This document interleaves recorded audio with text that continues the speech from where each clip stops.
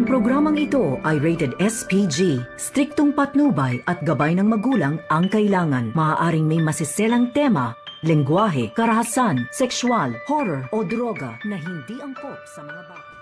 Dahil nga sa narinig dito ni Carlos, itong nag-uusap si Annalyn at Doc Lendon na may kinalaman nga itong si Zoe dahil siya lamang ang huling nakakasama dito ni Lolo Pepe. Kaya naman nung marinig ito ni Carlos ay agad itong nilapitan at ipinagtanggol naman niya itong si Zoe. Sinabi niya na paano nakakasigurado itong si Annalyn na si Zoe nga daw ang kasama dito ni Lolo Pepe.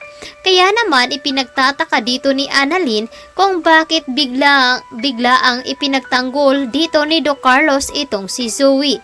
Kaya naman hindi nakatiis itong si Carlos dahil nag-aalala na rin siya sa kanyang anak. Tinawagan niya itong si Zoe at agad niya itong pinapunta doon sa stage.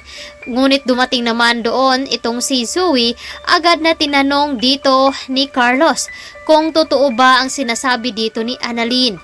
Sinabi rin dito ni Carlos na kakampi daw siya dahil siya ang ama nito. Kaya naman napaisip itong si Zoe na kailangan niyang sabihin ang totoo dito sa kanyang ama upang matulungan siya nito kung ano man ang mangyari. At dahil dito inamin nga dito ni Zoe na may kinalaman nga sila dito ni Moira. At naikwento na rin dito kaya naman ginawa dahil nga nagpa-DNA nga itong si Don Pepe at nalaman dito na hindi siya nito tunay na apo. Kaya naman gagawin lahat dito ni Carlos upang maprotektahan ng kanyang anak. Samantalang ito namang si Lynette ay agad kumukuha ng dessert doon sa kusina. At itong si Doktora Enriquez ay tinulungan naman niya itong si Lynette.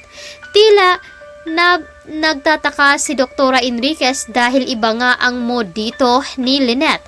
Kinausap niya ito at sinabi dito ang tungkol nga doon sa hinihiling dito ni Carlos na gusto nang magkaroon ng anak.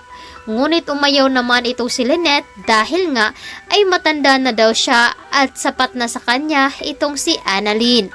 Kaya naman inadvisean dito ni Doktora Enriquez na hindi naman daw pag-aari ni Carlos ang kanyang katawan at siya nga dito ang magbubuntis at magdadala sa bata. Kaya naman sinabi dito ni Lynette na bahala na kung ano nga daw ang kanilang mapag-usapan dito ni Carlos. Kaya naman agad na tumawag itong si Annalyn kay Lynette upang ibalita dito ang tungkol sa pagkawala dito ni Lolo Pepe. At ginawa nga dito na si Moira na naman ang magiging suspect. Kaya nung marinig ito ni Carlos ay agad niya itong tinanong.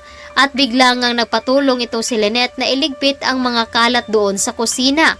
Ngunit nagpaalam din itong si Carlos na pupunta ng stage dahil nga marami daw siyang gagawin. Kaya mag-isa na lamang itong si Lynette. Samantalang, agad naman sinundan dito ni Giselle at RJ itong si Moira. Walang kaalam-alam ito at malayo na nga daw ito sa lugar doon sa Maynila. Nasa province na nga sila at agad naman kumontak itong si Giselle upang sumunod ang mga pulis.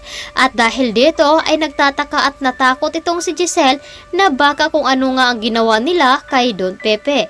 Kaya naman dito natin aabangan bukas kung ano nga ba ang mangyayari dito kay Don Pepe at kung maabutan pa nga ito ng mga pulis. Dito lamang sa Abot Kamay na Pangarap.